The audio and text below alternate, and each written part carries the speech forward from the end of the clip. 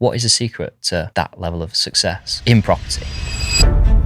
Success is really fucking hard. I want to cry most months. I'm tired a lot. I want to give up a lot. Where you are now is a series of incredibly small decisions and a couple of big ones. All success is a series of failure. The only way to really guarantee success is... Welcome to another episode of the Property Developer Show, the podcast. Today, I'm joined by Jamie York, and it's quite a nostalgic experience for me because Jamie was actually the first property speaker and educator that I had the pleasure of listening to. I was going to say, was it a pleasure or back then? How long ago was that? 6-7 years, progressive. Oh, I don't know if it would have been a pleasure then. That would have been very early in my speaking career. But Well, to be fair, mate, you were good. You were really good. And I learned a lot.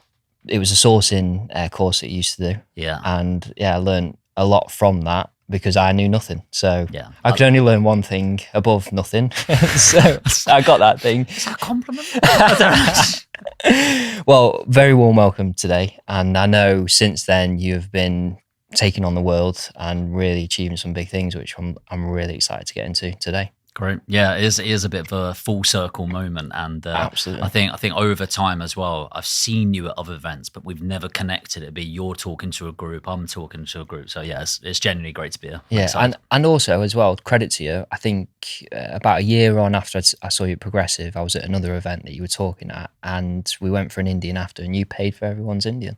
I did. Well, oh, right. Yeah, Birmingham, right? Yeah. Oh, you never forget something like that. Yeah. Oh, there you go. So that's why you're here. So I felt like I needed to repay all these Law years of on, reciprocity kicking in. plus interest. Hopefully we're there or thereabouts. But let's delve into it because I see people come and go. I've been in the industry a shorter time than you, and I sort of see people get the quick wins and then they disappear or they do something dodgy. Whereas you've kept that consistent. Your businesses have grown, your reputation is still intact amongst that, so you're obviously doing something right. So what is the secret to that level of success in property? Just don't do what they do. I think the thing is, right, in every industry that has wealth around it will always have education around it, naturally, right? It's health, wealth, relationships. Those are the big three that you'll have educators. And then when there are educators, the educators realize they can make some good money from selling courses, right? Myself included. But then it's who do you attract and who are the easiest people to convert? And the people that are easiest to convert is entry level. And it's a weird thing that happens is actually the people that would get the most benefit are probably people 3 to 5 years into their journey, but there's this ego that's come along with it. So they're like, actually, I already know what I'm doing. And they just assume that you're like every other educator, educating people going from 0 to 1 level up. So there's a bit of a challenge there that when you then target people that are at the entry level, which is absolutely fine, nothing wrong with that, is what types of entry-level people take the action? It's usually the people that are sold the dream. And there's an element of, okay, that's a little bit more grey. The challenge with a lot of those people is they sold the dream and then they delivered the dream as well. Whereas there's a guy in America called Dean Graziosi. He says, sell the dream, deliver the reality. And that's what I did for a number of years, especially back in the day when I was working at Progressive. It's like getting people excited, run to the back of the room. And I'm not slating Progressive. I love them. I think they're a really great outfit, to be honest. But then I sort of realized that a lot of these flash pan investors, educators, and you're right, it was literally, they turn up 6 months later, they're gone, is they do 1 or 2 rent-to-rents or deal packages, and then they'll go, I'll train somebody on how to do this. And I was like, okay, well, that's a bit different. So I was already a millionaire through deal packaging before I taught deal packaging. I was a millionaire in buy-to-lets before I taught buy-to-lets. And I'm not saying you need to be a millionaire. Like I'm a big believer. If you've done one deal, you can do a training course on how to get your first deal. The problem is people were doing one deal and then going, I'll train you how to make 10K a month or quit your job.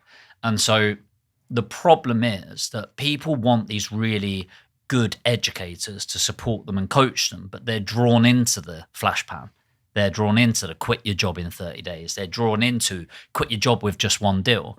And I think this has started to change now. And this links back to why I think we're still around and got a good reputation is I kind of went from the opposite approach. So when I started my training company, the first post I ever did was, you will regret signing up for this course.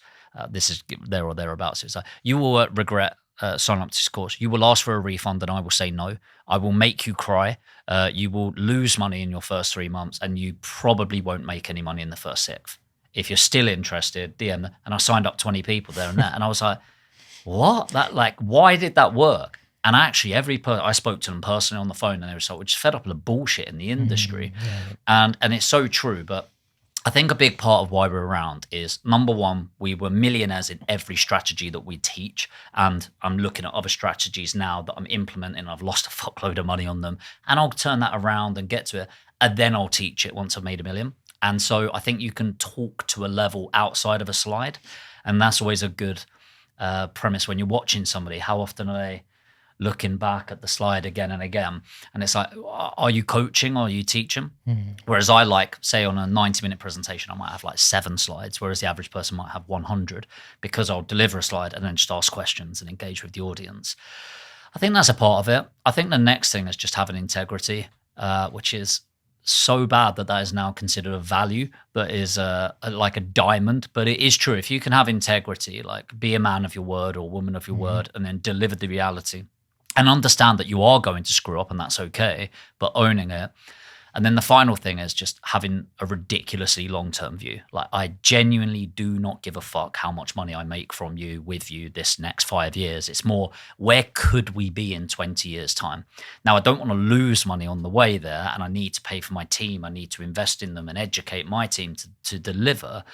But ultimately, it's everyone I meet is, where could we be in 20 years?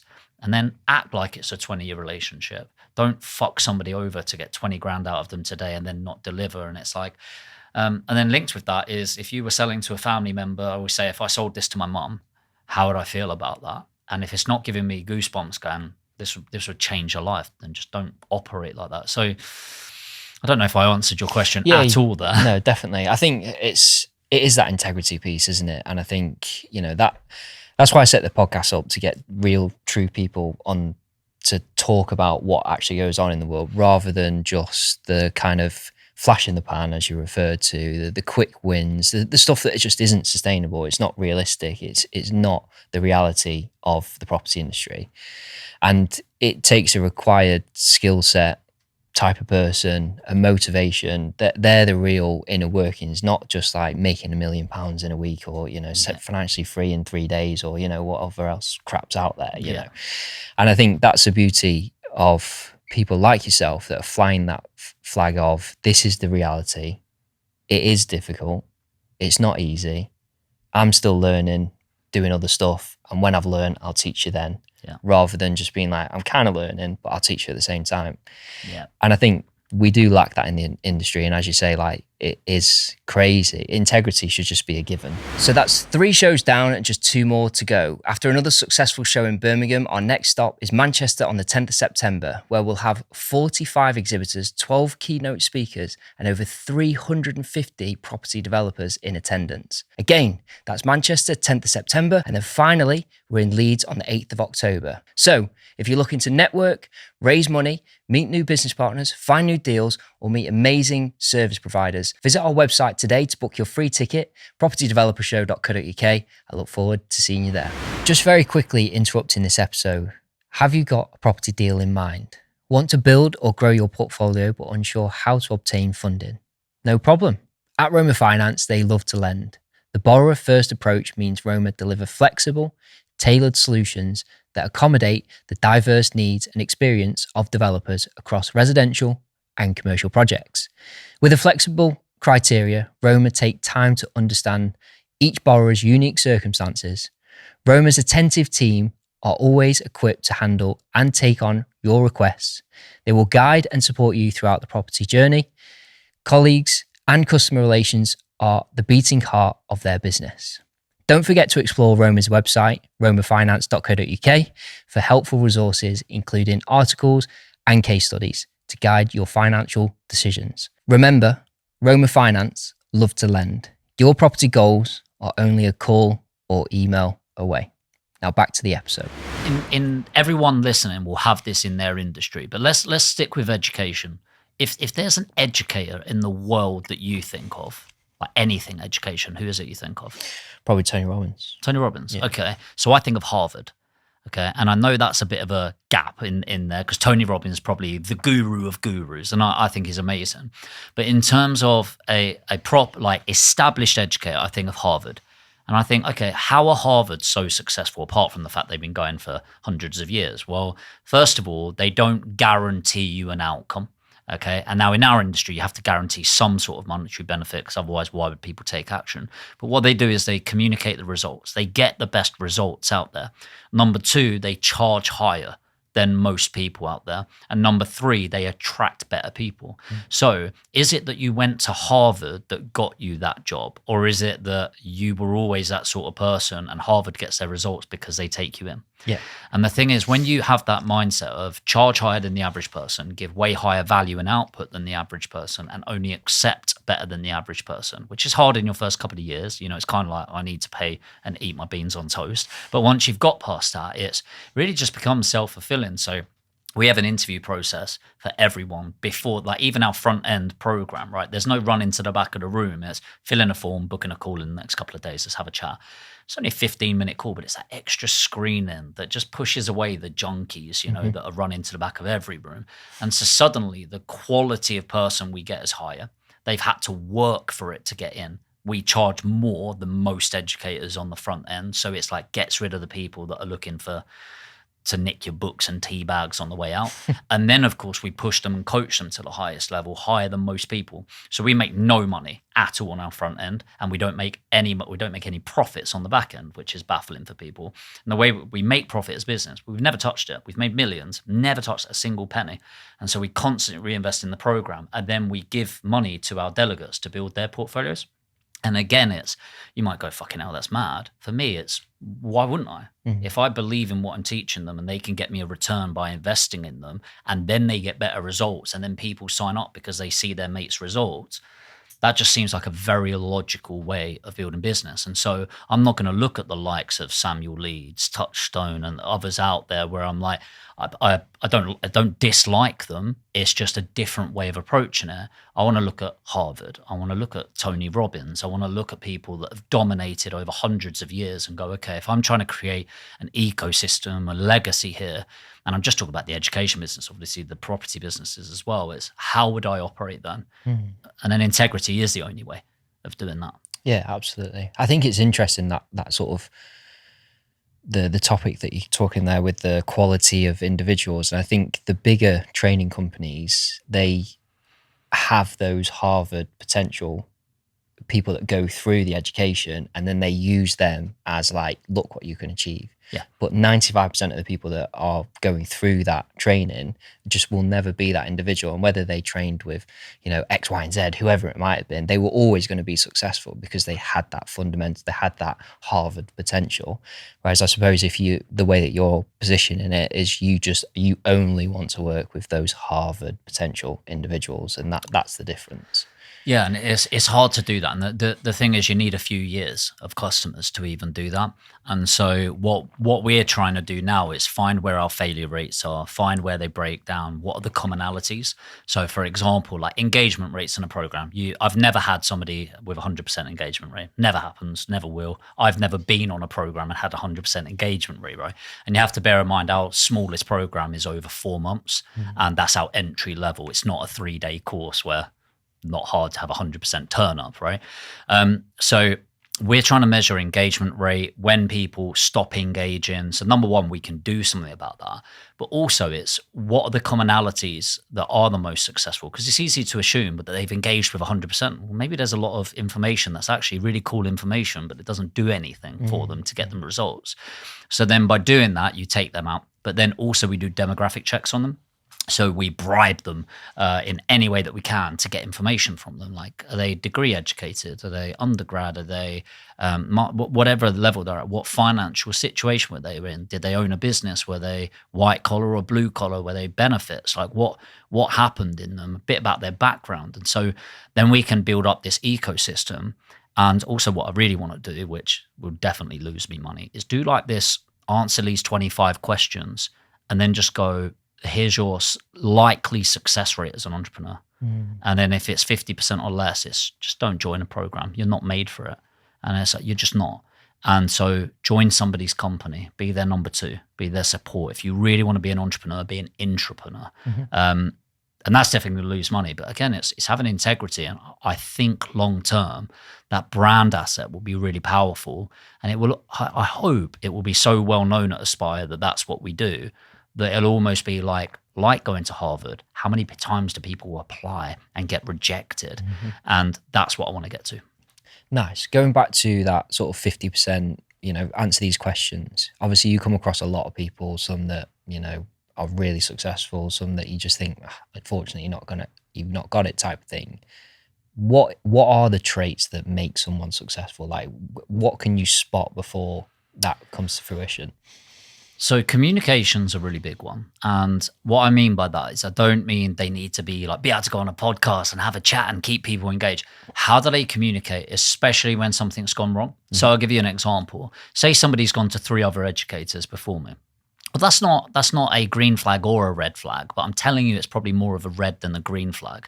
Because if you went to 3 separate educators and they didn't work for you, what are the chances that I'm going to work for you? And so we all know that educators, some are good, some not so good and things like that. And the reality is, even like my opinion of some of the not so good, I've never been on their course. They might be amazing, being open with you. But if somebody's gone, I've gone with Progressive and they were crap and they were shit. Then I went to Touchstone and all they did was let me down. And then I went to Simon Zucchi's and he did this. And I'm like, okay, right, where's the accountability here? So how do they communicate about themselves and their level of accountability? That's one of the biggest ones. What's gone in the background? Genuinely, there's a direct correlation to a little bit of trauma in their life. And like, honestly, somebody that's been made redundant, somebody that had a bit of a rough upbringing, whether that's financial, relationship, something like that, something to run away from and run towards. That's really big. Obviously, get that in a questionnaire. That might be a bit more delicate. And I think the other thing is an education level. And it's not about intelligence there. It's about like a degree. What does a degree tell you? What it tells you is that somebody turned up consistently for 3 years and got a decent grade. I always like a 2-1 over a first, personally. And it's like, so you had a life as well. But more importantly, it's like, did you turn up and uphold at least a minimum standard for a prolonged period of time without getting paid? And that really is what being an entrepreneur is about. It's like, can you turn up, have some form of balance, work hard when it's needed to get a suitable grade and not get paid for it for 3 years? That sounds like being an entrepreneur to me. And so there's a couple of things there. One thing I will say is it has nothing to do with your financial situation. I really want to, like, some of my best mentees have had to get a loan to get on. And some people hate that. I'm like, do you believe in your program? Yes or no? Great. Now, they do need budget for marketing compliance, and that's really important to make sure that they can get access to that. But it's not, they've got $500,000 in the bank, they've got $5,000 in the bank, the $500,000 is going to do better. No, they've got more resources. But honestly, when you don't have your resources, you get resourceful, right? So it's not about age, it's not about male, female, black, white. It's none of those sort of political things that come in. It's about who you are and how you turn up as a person. And you can usually tell within 2 weeks of working with somebody how they're going to turn up. And by the way, that's 2 ways. They barely turn up or they go too heavy. And normally that's the person that burns out. And honestly, it's a real sign of their poor communication because they're just going to piss people off. And so somebody that turns up, engages, asks, 10 questions a week in the first 2 weeks, that is a really good litmus test for success. How do you turn up? What's your methodology? As a delegate or as a mentor or in business? No, as you, as a business owner, probably all the plates that you're spinning. You got, the training business, the portfolio, the sourcing business, probably various other stuff, the media side that you do, the YouTube channel, everything that you've got going. What is your sort of day-to-day routine? How do you just turn up, keep doing what you're doing at such a young age as well? So first of all, I think it's worth saying I fail like a lot more than people think. We were filming this week. We were meant to film 8 YouTube videos in a day. We block and we got 3 out of them. And it's just just wasn't my day, and I was having a shit day, and then I took it out on the team, and stuff like that. And it's really important to know that everyone that you see as a success online, mostly they're just showing their successes. Like, it's really fucking hard. Like, I want to cry most months. I want to give up a lot. I'm tired a lot. I eat shit food. I forget to go to the workout. So I'll talk about how I do turn up, but it's really important to know that I don't turn up sometimes, and that's okay. I'm a human. How I try to turn up consistently is realizing that you are a performer. And I mean that sometimes in the acting sense, in the fact that, let's say I've had a really shit night's sleep and a deal's fallen apart. I had a loan go bad. I've lost 1.5 million. And I found out about that really 6 months ago, but it's really coming to fruition this month. So I've lost 1.5 million there. So, okay. Now, imagine I turn up. You can imagine the emotional sequence you go through. Now, I'm very fortunate, and 1.5 million hurts, but it's cutting off a toe. It doesn't cut off my leg or torso or anything like that. But imagine I turn up in my workplace and I'm like, all right, guys, how you doing? Yeah. Oh, I've just lost 1.5 million. Yeah. Guys, come on, please get on the phones. It's like, imagine the fear that goes through people. Oh my God, am I going to get paid at the end of the month? Jamie's not motivated, all of that. So it's really important that how you turn up for people is the number one thing in business. Now, being a business owner, your number one job is the vision and strategy of how you get there. So where's your flag in the ground? And then what vehicle are you going to get? Because if it's 10,000 miles away, a plane might be a good idea, but is it feasible? Do you have the funding for that? Does everyone else want to be on that plane? What about a boat? All of those things, metaphorically speaking. So let's say every single day are the decisions that I'm making today aligning to that vision? And like I said, I strongly recommend that everyone has a 1-pager on the 20-year. Okay, just 1 page. And by the way, it's not a reality. Like, there's no way you know where 20 years looks for. Think about AI and how much that's developed, and that will be a part of it in the future. But it's somewhere to go, and it allows you to make decisions on that. The next way I turn up is understanding your values. And a lot of people talk about values as like this really fluffy thing. It's like, no, how do you make decisions? And do your team see you making decisions aligned with that? So when there's an opportunity to make 20 grand, but it's kind of screwing somebody over a little bit, or making 5 grand and you're doing it clean, do they see you making the 5 grand rather than 20? Or do they see you losing money instead of making money? So all of those values are really important. The next thing is energy control. So I don't know about yourself, but it is being a true entrepreneur. It's not weekends and weekdays. It's I woke up, I went to sleep, and everything in between is work in one way, shape, or form, right? And people talk about balance, but balance is bollocks. Like it really, like it's absolutely ridiculous concept. It's like if you're genuinely thinking about balance, there's a small chance you're overworking, but more than likely you're just not passionate about what you're doing anymore.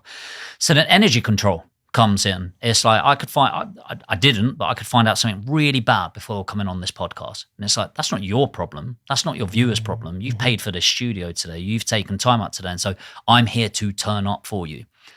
So I think when it comes to turning up, it's about being present. You can't be occupied in the past or the future. And it's really important to say the future is still going to be there, and what's happened in the past will always be there, but it's only in emotion now. The actual thing has happened already. You cannot physically go back and change that. So all you're dealing with is the emotional healing. Great. It's okay to close off your emotions sometimes. It's okay to not be vulnerable sometimes. And, like this whole man up, and people stop saying man up.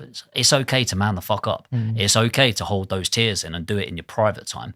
So sometimes it's closing off what's happened already. Stop being anxious about the future and just being present in the moment. And I struggle with that sometimes.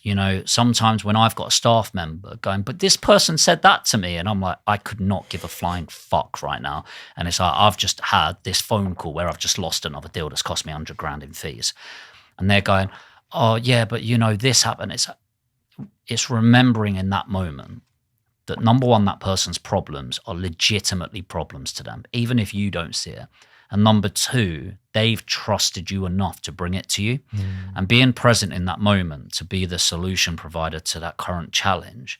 And that person will be loyal to you for a long time because you actually made the time for them. So in a line, turning up is being present to the best of your ability, and then just putting pause on the past and future. I genuinely believe that is one of the key traits to success in business, because you are constantly just living in such a high pressure environment constantly, where things like what you've just described happen, but like you say, you just can't, you have to file it away. And then you might be in a quiet time and you might think, holy shit, that's happened. And then you start processing it and you're like, actually, I can't process it. I'll put that back in the file for now. But it's that ability to just, and that mental strength where just sort of, I think you've probably alluded to it slightly, you know, when you're saying going through the interview stage with trauma and stuff like that.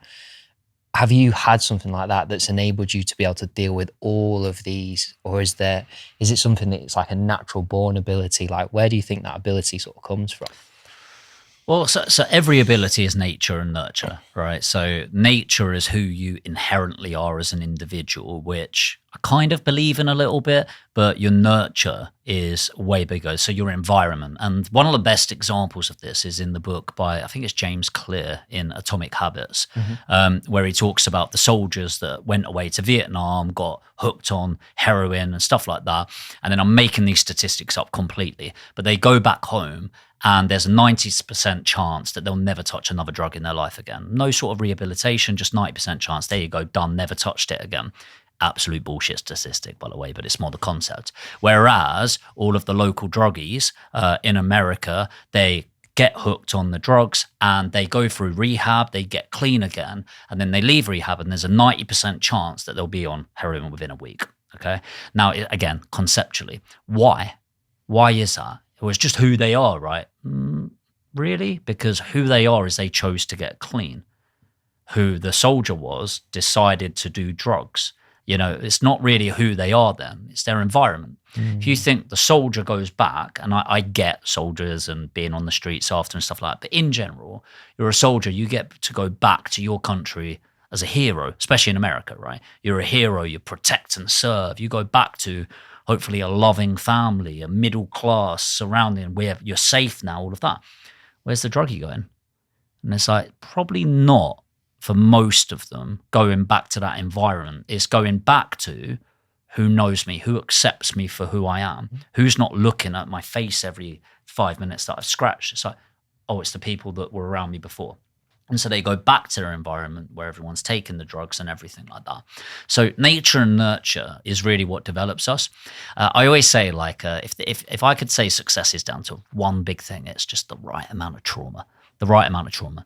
Now, the first thing to get is trauma is a story. It's not a real thing, right? And I know that's going to trigger somebody who's like, you don't know what I went through. It's like, I don't give a fuck what you went through. It's like trauma is a story that you've attached to it. And like, I'm not saying you didn't go through something bad, but what made it bad and continue is your recollection of it. So I don't know. If you think about my upbringing, I had a blue collar upbringing. Half my family are on benefits. The other half are using their hands in some way. There's one nurse, so one person gone to university. So that's the family dynamic. Had a close family, quite a loving family, especially with my mum, amazing woman. But then if you piece together the small things, it probably adds up to, like, do you remember a chicken scratch at school? No. Oh man, you missed out. So you did. I went to an all boys school and we used to do these stupid things where you go like that on your arm and you do it, and then just a big gash in your arm from it, right? But the thing is, it didn't hurt until it hurt. And I think that about trauma in small ways. So my dad left my mum when I was 3 months old. And I have reflected on that. And it's hard not to, if you reflect on that, to go, well, I was the determining factor there. So even from a baby, I caused something like that. Financial upbringing, like you'd see little moments, mum crying because she couldn't pay the bills, and you saw like the overdue, and it's always fucking red, man, as well. All of that. My dad died when I was 13 years old of bowel cancer. And we always had that segmented family, and now it become more segmented because of that. At the same time, I managed to get into a really good school in Dartford Grammar School. And grammars down south versus north are slightly different. Up north, there's a lot of private ones, whereas in there, it's just you're 11 plus. Did you get your grade? You're written. And so I went to school with all these basically privately educated kids that have been nurtured to get into that school, and I'm out of my depth. And then suddenly you've got fight and flight. And this is where you kick in. So then you feel disappointed in yourself. You don't feel good enough. All of these little things that act out in different ways of like bullshitting to people when you're younger and all of the other stuff. And so, again, it's a really long way to answer it. But yes, I think my upbringing has shaped me. And I really think I've had some good role models as well. And then when my dad died, especially, that was really pivotal, because losing your dad's hard anyway. But as I can only talk as a guy, it's a bit different, especially at 13, where your body's starting to change, and who's going to understand it? You're going to talk to your dad, right? Like having your first shave or whatever it is. And so I really think that's a really divisive moment of going, I could go two ways here. And because of my upbringing, very blue collar areas, surrounded by drugs all the time, not my family, but everyone smoked weed. Like every street I went on, everyone was smoking weed and stuff like that. And my brother originally went down that path. And then I had a really good friendship group at my school. And so I didn't go down that path and got through. So I don't know if there's one big secret. I think life is like where you are now is a series of incredibly small decisions and a couple of big ones. Mm-hmm. And so I think people overthink the big decisions and don't think enough about the small decisions. And ultimately, the key thing to leave that on is like your past 100% does not dictate your future. It's who you choose to be. And honestly, even if you've got really negative habits, start getting a pen and paper out. And the only thing you coach yourself on is you don't ever make a decision on the spot. You always spend an hour, not thinking about it. But if you need to make a decision, just write it down. And then in an hour, you look at it again and go, does it still feel like a good decision? Yeah, cool, do it. And if not, don't do it. When the deal needs to move fast and the numbers need to stack, there's one name in property who you can trust: Vast Commercial Finance. Whether you're funding a ground-up development, refinancing a HMO, or you need bridging for your next big opportunity, Vast connects you with the right lenders first time. No endless paperwork, no wasted weeks, just straight talking advice and access to the entire market. And if you're not sure what kind of funding you need, Vast will guide you through it with real expertise, fast response, and a genuine interest in making your project work. They're not just brokers, they're partners in your growth. So if you're a developer who needs speed, certainty, and clarity, head to vastcommercialfinance.com and get your next project moving. Yeah, I like that. Have you ever read the book Black Swan? I haven't, actually. On my bookshelf to read. Yeah. It's quite a in-depth. You have to sit and read it. It's not one of them you can just pick up and go. It's a really in-depth book. But that is on the premise of that success comes from luck. But in a way, you, as people say, you create your own luck as such. But you're lucky up to the point that obviously you had the experiences that you had. And it's always interesting. I love asking the question because the answers are always different. But there's never a golden bullet or silver bullet, whatever the phrase is, that this is the exact trait you need to be a successful entrepreneur. It's like a multitude of reasons, environments, life-changing situations, upbringing, but there's sort of always a slight common theme of always having to try harder than everyone else, or a lack of confidence to begin with, and then an ability to try and prove people wrong, or an ability to get addicted to things, and all of these different traits that just you throw in the pot and out comes a Jamie York. Out comes a Jamie. Do you know, like, everyone's looking for the secret of success. Like, so it's narrowing it down. Nobody cares about you. Like, that's the best thing you can think. Nobody gives a shit about you. Nobody likes you. Nobody dislikes you. Nobody thinks about you. The reality is, even if you're watching this right now or listening to this right now and getting loads of value, maybe one person will remember exactly what was said 1 month from now. But everyone else is just, I remember how I felt on there. But most of you won't even look up my name after this. And that's cool. Nobody gives a shit. And that's really powerful, because when you realize that, you can just be you. And number two, you just focus on adding value to other people. So nobody cares about you. Number two, work harder. Like, just work harder. If you really want the number one metric of success, put in more hours. Like, genuinely, just work harder. I know I'm not saying sacrifice everything else in your life. I'm not talking extreme, but it's like every single person that you've seen become a success, even if it's the overnight tech billionaire, they worked harder than anyone else. And so, yes, it is luck. I like to think of it as a game of probability. So the thing is, failure is 0, so it's not worse, and winning is +1. If you think about it like that, and if I said to you, right, let's say I'm better than you, right? Or you could be better than me in this example, make you feel better. Thanks, so I have a 40% chance of success. you have a 60% chance of success. Let's say that's the disparity there. Now, if we know losing isn't losing, it's just I'm the same person, I turned up, I'm just as broke as I am today, but winning gives me +1. If I turn up 10 times a day and you turn up 8 times a day, I will beat you over the long run. I will guarantee I can beat you. Now, let's say I'm 10% and you're 90%. If I turn up 10 times a day and you turns up 8 times a day, I will beat you. It will just take longer. So the only way to really guarantee success is how often are you turning up? And I mean units per day, inputs per day, KPIs per day, hours per day that you're putting in. And number 3 is you're not good enough. And like, I know this is either going to be motivational or of making people cry now. Like, oh, you're perfect the way you are. No, you're not. You're pathetic. You're weak. You're not good enough. And it's like, if you were good enough, then you would have what you want and you would have been having it for quite a long time right now. And so if you can just accept, hey, I am not good enough, but the knowledge is out there. The people are out there. The support is out there. The wisdom is out there. The gap is out there. And so as soon as you accept that you're not good enough and there is a vast gap from there to there, you can then go, what's in the space? And if you can actually objectively remove your emotions for a second and just go, I haven't achieved what I haven't achieved because of me and only me. Not your upbringing, not your money. You don't know what, I don't give a fuck, remember? And it's like, right. So if you can get over that and just go, I'm not good enough, there is a gap, probably a knowledge gap.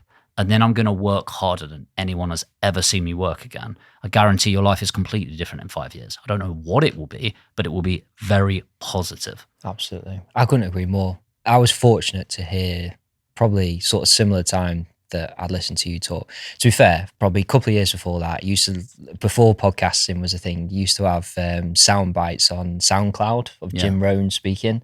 And one of his like big phrases and sort of the things that he says is, if you work hard at your job, you'll make a living. And if you work hard at yourself, you'll make a fortune. And that is just how I've lived my life. By the signs of it, it's how you live your life. It's just that always working on myself, not on the job. It's how can I become better? What is it that I'm missing as a personal skill set? How can I move forwards? Is it that I need more management skill? All the stuff. And I think that's compound over a long period of time. You're going to be unstoppable. Yeah, and by the way, even as an employee, because a lot of people will be watching this or listening to this as an employee, still do the same. If I always say to my team, I wish I were the cleaner for a day. And they go, why? I was like, I wish I were the cleaner today. It'd be the cleanest fucking office you've ever seen. Because I would obsess over it. I would just go, what products are out now that weren't out 10 years ago? Would I need a team? How would I want to operate? I'd want to go that extra mile. What am I charging for? And what extra can I do and not charge for that maybe one person notices, nobody else does? Maybe it's the lights. Maybe it's the cobwebs in the corner and somebody noticed it. Around my office, it's the the boards around the edge? Skirting boards. The skirting boards top, they get dusty. Oh, yeah. And I always notice that. I'll be like, they would be fucking sparkling white. And it's like, people think that's just such a weird thing, but it's like, I wish I was a cleaner for a day. The toilets would be perfect. You sound like my missus. Yeah. Yeah. There we go. But it is. And it's like that. I really believe like everything you turn up to, either take it out of your life or turn up 100%. Yeah. Like the most you can. And and even when we're developing, one of my managers, Alex, he's a really good culture manager. And he's like, my job is that if somebody leaves, they leave better than they came. And it's such a great mindset. It's like, my job is to make you the best version of you, knowing that will pay dividends. And you need to just do that for yourself and it'll pay dividends to everyone in your life. I'm reading a book at the minute called Scale Fat. I can't remember what it's called actually. I'll pluck it out somewhere. And that basically is the sort of employment advice around kind of, imagine you're only going to hire someone for 3 years because you're going to put that time and effort into them where they become better than what they were when they started, and they're probably going to outgrow the role. And you just kind of approach each employee as that kind of basis, that's their sort of cycle. But it's important to put that effort into training them, that culture. Obviously, vital point from what you've sort of aligned to there. I'll try and remember what it is. And it's scaling up. There's a line around that I really like where I think that's really poignant, like the 3-year thing, where people go, yeah, but what if you train them up so well they leave? And then the response was, well, what if you don't and they stay? And I think that's so powerful, in that like people really have this scarcity mindset, and it baffles me. I see it everywhere. It's like everyone's thinking about what could go wrong instead of what could go right. And it's like, let's say you do have somebody for 3 years and you put everything into them. You coach them as a person, you develop them, you develop their skill set, you expose them to things that they have no right being exposed to in their pay grade as a job. And then they leave and go elsewhere. So what's the chances that they then go and learn something else and come back to you? Because what's the chance they're going to the average employment opportunity and genuinely getting that? And they might earn more money, but suddenly their fulfillment's gone down. And I think that's really true. Going back to the 1.5 million loss, how have you processed that or begin to process that? What's that been like? Very quickly, to be honest. First of all, how I got there, it started as a 100K loan. Then it was 200K. Then it was 500,000. Then it was 1 million. And as my wealth was scaling, a lot of it was going to this person. And the reality is I should have stopped 1 million ago, so I would have lost 500,000. It was about 2.5 in total, rough numbers, including interest and everything. So I probably should have stopped 1 million ago. But I could see it coming, and there's that whole phrase of don't throw good money after bad. And easy to say, harder to deliver, because you fool yourself into going, the 50 grand and in there. I like trusting people, and it's not going to stop me trusting people. Like, I'm all in on people, and I'd rather get fucked 100 times and still go, hey, how are you? To my own detriment. But I really need to remember the line, trust but verify. So this individual, maybe there were a couple of porcupines that were told, maybe the information maybe wasn't delivered as clear as it could be, let's say. And it bit me in the arse. 1.5 million is a lot of money, like, for anyone. And it's like, I always think, like, if I deployed that at 20% a year, which is typically what we get, and then you compound it, you're like, oh my God, I lost hundreds of millions. And it's like, that's 1.5 million. So the first thing I do is allow myself a month. Like, allow myself a month. And I just go, I'm not trying to solve it. I'm not trying to do anything. I'm just like, whatever comes up for me in the next month, I'm accepting it. I've cried over it.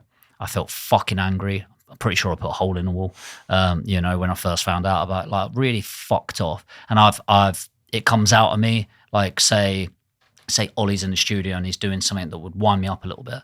And I go, mate, can you fucking stop? And it will come out very differently, and it'll be like, sorry, mate, I'm going through a hard time. That sort of, and I'm just accepting and just going, you are a human being. It's okay to process this. Once the month's up, it's, okay, get the fuck over it now. Like, okay, the emotions have now had your therapeutic time. I might talk to somebody about it, whether it's a therapist, a friend, somebody that's gone through something, somebody that has no idea what it would be like to even have that, whatever it is. The next thing is I go, what appendage is getting cut off? And I really like thinking about that. It's like, if you knew you were going to live, well, the first of all, is this a bullet in the head? Well, no, because I'd probably stop thinking about it by now, wouldn't I? Because I'd be done. So then I sort of genuinely, I'm doing it right now. I spread my fingers out, and I'm just like, what appendage is it? And it's like, is it a leg? Is it both legs? Is it a toe? Is it this? And I kind of define it a little bit, which I know is so fucking weird saying it out loud, by the way. But the reason why is I struggle with certain thought process, so I have to make it really simple in my head. So when people go, you manage to communicate things really simply, it's for me, it's not for you. Right. And so that, I decided it was my big toe. And it's like, it's probably the worst toe to go, overall. I don't know. Yeah, it probably is. Yeah, probably is. And it's kind of going, does it hurt? Yeah. Will I remember it? Yeah. Every time I put on my fucking sock and there's a little dangly bit at the end, and it's like, okay, cool. Does it kill you? No. Did you learn a lot? Yeah. And then what I do after that, and you've got past it, is I then schedule in really meaningful debrief time.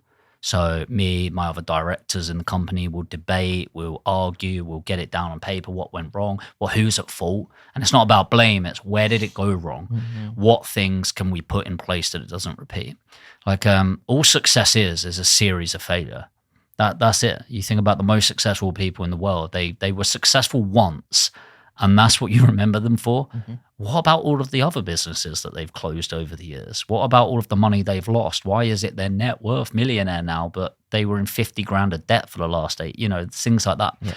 And so for me, I'm not an idiot for making a mistake, maybe naive, but what would make me an idiot is repeating the same mistake. So on that one in particular, in particular, it's probably about 3 weeks of debrief, like not in a row, but over months in a room, reflecting on holiday, going to different scenes. And now I've got this ridiculous playbook that I operate to, and I'll probably fuck up again in the future, but it won't be one of those. So processing it is all about the ability to divide the past, the present, and the future. Past is the emotion, the depression around it, or whatever you want to label it, just feeling shit about losing that level of money. Getting into the present and going, what appendage is getting cut off? Like what does it really do? And then you go, okay, well, am I going to stop loaning money out? No. It's a key part of who I want to be. I want to facilitate people's deals. Okay, so what's going to change so that that never happens again? And so if it doesn't really impact my future, and a really good question, I can't remember who said this, is in 10 years, will this affect you? No. Then give it 10 seconds and move on. So yeah, that's a very rough way of how I go through it. But I think a key thing in a line is like your emotions need to have that space. And I'm pretty like straight shooting, pretty like, let's just crack on. But like, you need to cry. You know, like I love a good cry sometimes, and I'll pick my time for it. Maybe I'll go on a walk and get it out a little bit, but you need to have a cry. You need to feel anger. And it's like, if you don't feel sad, what is happiness when it comes along? And it's like, you need to understand that emotions are symbiotic, and same as wins. Like if you were talking about the challenges and things like that, that's all business is. You are willing to take on challenges that other people couldn't cope with. That's literally why you make money. You are providing solutions to people, a number of people, in a big way, which is solving challenges. That's it. So yeah, that's the journey I go through. It's not perfect, but that's my simple mind at play. Nice. No, I like it. One of the trickiest parts of running a successful property business is staying on top of your finance.